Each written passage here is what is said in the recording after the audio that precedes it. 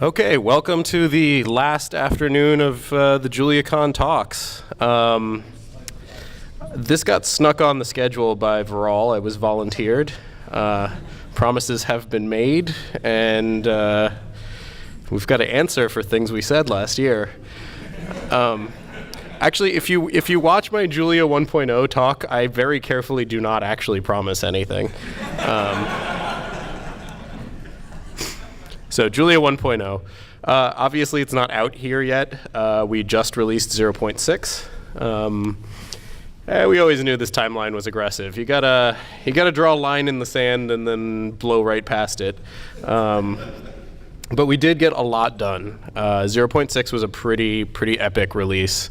Some of the huge things that happened, the type system changes that Jeff talked about, upgrading LLVM as usual involves crazy compile time regressions, which we then have to spend like months firefighting to put out. And by we, I mean Jeff and Jameson and Keno.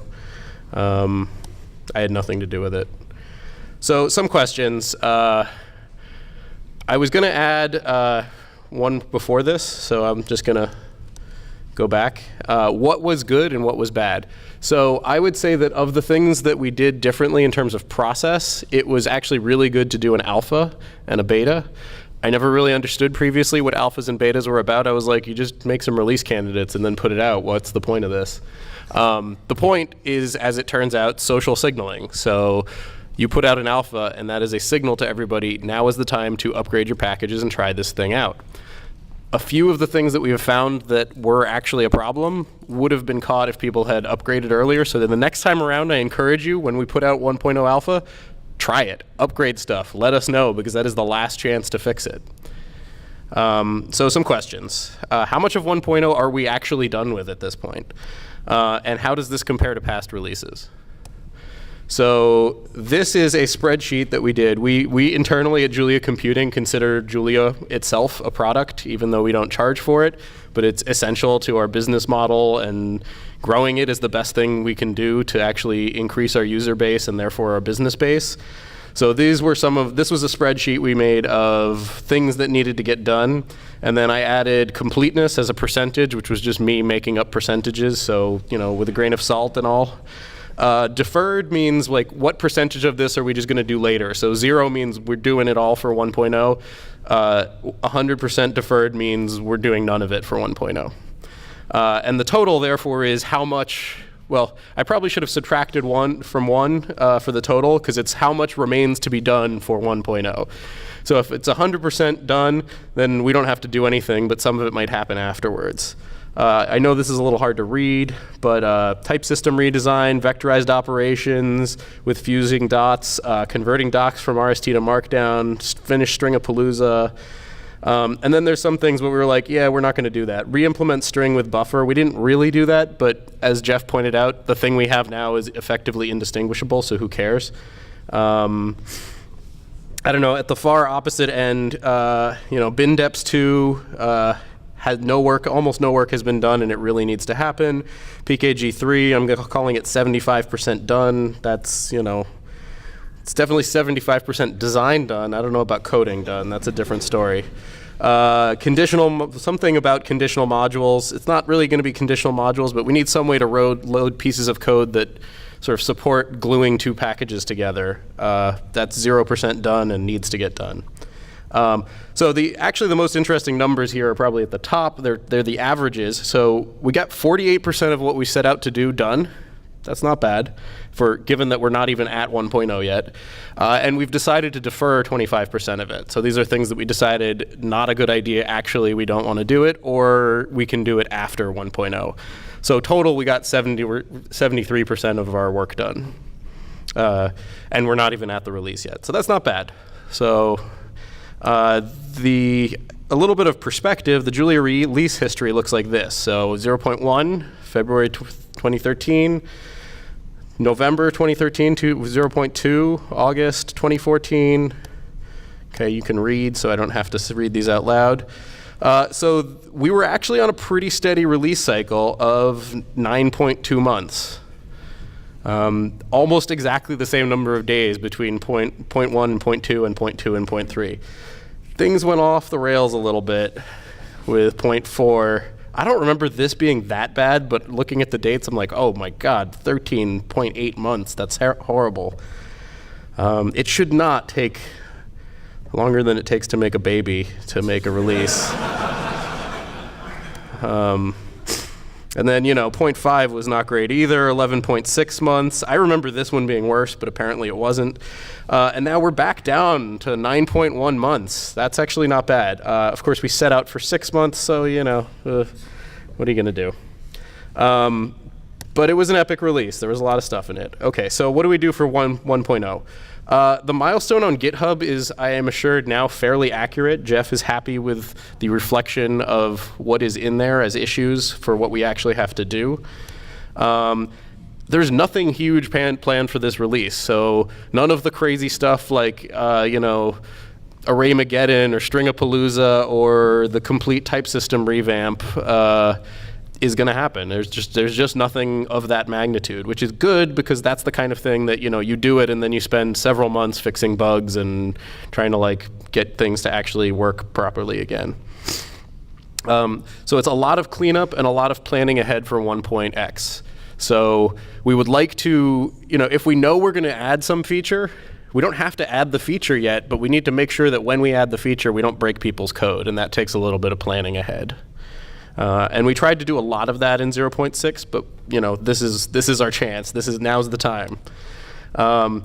So we need to brutally go through and triage issues and things we're planning on doing, and just be like, anything that can be done non-breaking post 1.0, just we're not doing it now. We'll just do it in 1.1 or 1.2. That includes optimizations, compiler improvements, features, any of these things. Any feature that can be added without breaking people's code is fine, like 1.1, 1.2, whenever we want to add it, we can do it. For example, I think I convinced Keno not to upgrade LLVM from 3.91 to 5, because every time we upgrade LLVM, there's a whole slew of, it's not even bugs. I mean, sometimes it's compiler issues, but it's really more just compiler performance regressions. So we don't want to deal with that. We can deal with it later. And we should prioritize the most disruptive changes as early in the release as possible. So figure out what's going to cause problems, do it, this month. Julia 0.7, what is this? Oh my God, is there another release? People are freaking out, I can tell. So you may have heard some talk about this or seen it. In fact, the version file now contains 0.7.0 dev. Don't worry, we are not doing an extra release cycle. 0.7 is just 1.0 with deprecations. And then we're going to delete the deprecations, and 1.0 is the exact same thing. So that effectively gives us an additional deprecation cycle. So to upgrade from 0.6, you just port your code to 0.7, fix all the deprecation warnings, the usual rigmarole. It's usually not that hard. Just look at the warnings and fix them. Then you switch to 1.0 and fix anything you missed. Sometimes deleting the deprecations causes some subtle thing to just break because a binding doesn't exist or that you were inadvertently relying on. So that's it. We also changed it to capital dev so that the sort order is correct, because we couldn't. You may have noticed that the RCs are the alpha was pre.alpha, which is because we realized that dev comes after alpha in the alphabet. So anyway, yeah, you get it. All right, so beyond 1.0. I had previously said that 2.0 might only be 1 to 2 years after 1.0. Remains to be seen, but we're rethinking that because it might be annoying. People really want a stable base to work on, something that they can count on for 5 years plus. So, there's a ton of stuff that we can do. We can do optimizations up the wazoo. By definition, an optimization does not change behavior. So there are so many things we can spend our time and energy on here to make people's code go faster. Upgrading infrastructure, post 1.0 is a great time to upgrade all of the libraries we depend on. That should not change anything from the user experience, but it does take time and energy to actually do it. Adding features, adding traits, multiple inheritance,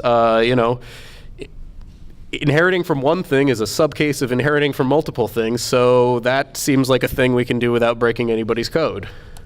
Work on key packages. I mean, the core team doesn't have to only work on base Julia. Data structures is a pretty essential package that needs a little bit of love.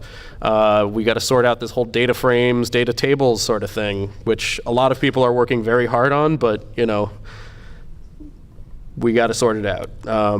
Tooling, debugging, profiling, static analysis, all of these things will be great to focus on. I think a lot can be done with statically analyzing Julia code in the future. That's all I got.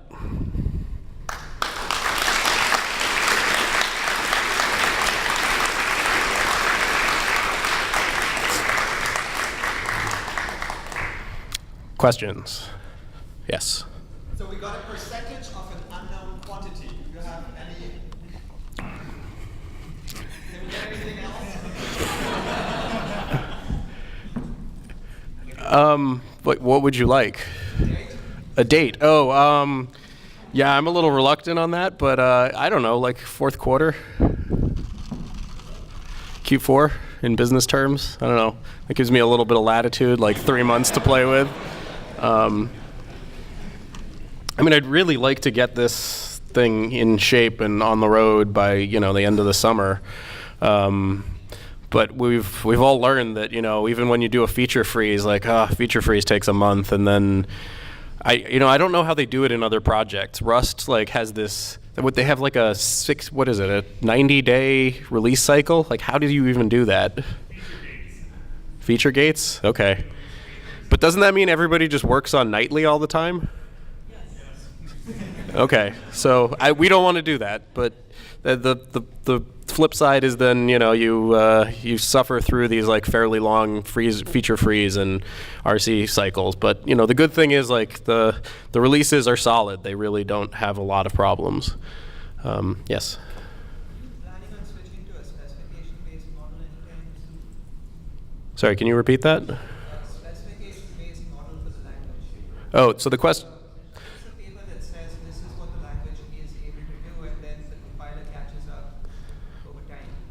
Okay, so the question is, are we going to switch to a specification-based model anytime, as in we write down what we think it should do and then we implement it? The model that we have lets us do this, that, and then you gradually implement that, file. But that way the user base has some idea as to what's coming in the future. Yeah, so we've tried to do that a bit with Julips, the Julia enhancement proposals. There's a repo in Julia Lang for that. We're not doing a great job of it. I wrote a Julep for PKG3, and there was a lot of arguing about some fairly nitty-gritty stuff, and then it languished for a while, and then I finally, decided, oh crap, I need to do this thing and actually implement it, and it's still just me so far. But I just released it yesterday, so it's on my Stefan Karpinski /PKG3. Check it out. I think. Oh, thank you. I wasn't fishing for applause, but thank you. Very gratifying. Maybe. I don't know. I think a lot of successful open source projects have not gone specification based, but I guess Python does PEPs. Does that qualify as far as you're concerned? Kind of. I was thinking more like the C++ model. Oh yeah, we're not going to do that. No. No, because the C++ model is all about, it comes from an era where there'd be a specification and then the specifiers don't even implement the thing. They're like, oh, go forth and implement, and then there's 10 different competing implementations. The open source scripting language world has worked completely in the opposite direction. There is one definitive implementation, and the reason is because it's open. Why would you make another one? So in Python, you get forks because people want better performance, but I think our philosophy has to be, and always has been, no, the default implementation should be the good one. It should be the one that is crazy fast and has all the features and not any of the bugs. It's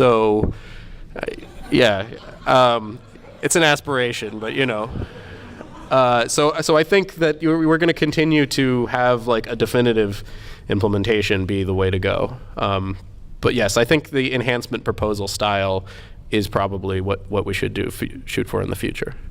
Chris. Yeah, so I remember that one of the reasons for saying that 2.0 would be on a quicker release cycle stop the problems of like Python 2, Python 3, packages not changing or all that kind of issues. Is there any way that you see that, do you see this kind of problem happening, or what are some ways that we have that will try to stop this ecosystem not evolving with the language problems? So the question essentially was, how do we avoid the Python 2.3 situation? So I would point out that other languages have successfully avoided this in the past. So Ruby had no trouble going from 1.8, 1.9, 2.0.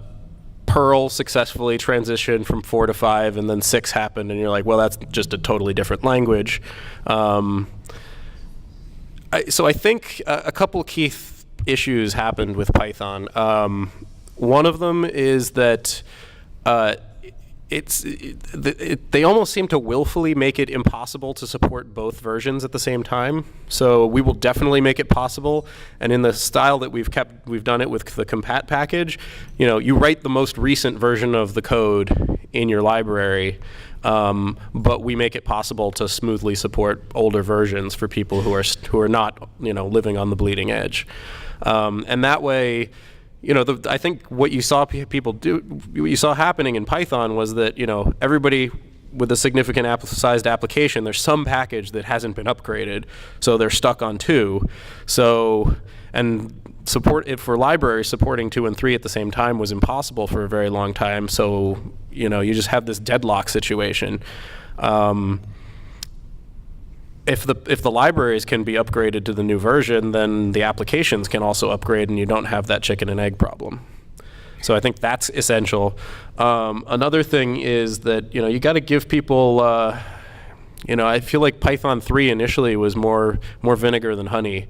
There weren't a lot of really compelling features that made people desperate to change. When we do Julia 2.0, there were going to be features that people are dying for, or we wouldn't do it.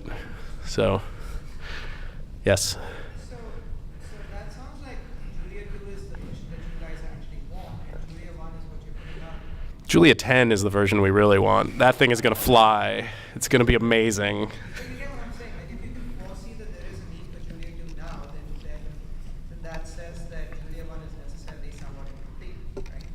Oh yeah, absolutely. But we got to ship. Got to get something out the door. Got to get something stable that people can really rely on. Yeah, Scott. One thing that has been asked for a long time is slimming down base. And your wonderful work on package 3 might make that possible. I didn't see anything on your list about that. Oh, this is not a complete feature list, but the question was about slimming down base. Alex Arslan has actually done phenomenal work on this already. He has torn out several large chunks of base and fed them to the wolves.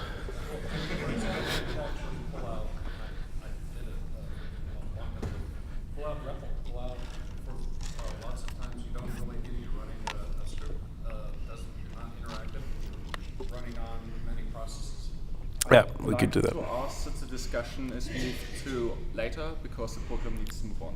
Absolutely. All right, thank you, everyone.